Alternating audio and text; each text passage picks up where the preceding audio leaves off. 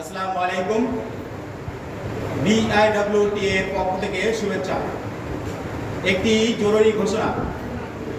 জরুরি ঘোষণা। আবহাওয়া সংকেত 3 নম্বর নেমে যাওয়ার কারণে ঢাকা নদীবন্দর থেকে হাতিয়া, বেতুয়া এবং খেপুপাড়া গামী লঞ্চ সুনির্দিষ্ট নৌপথে যেতে পারবে।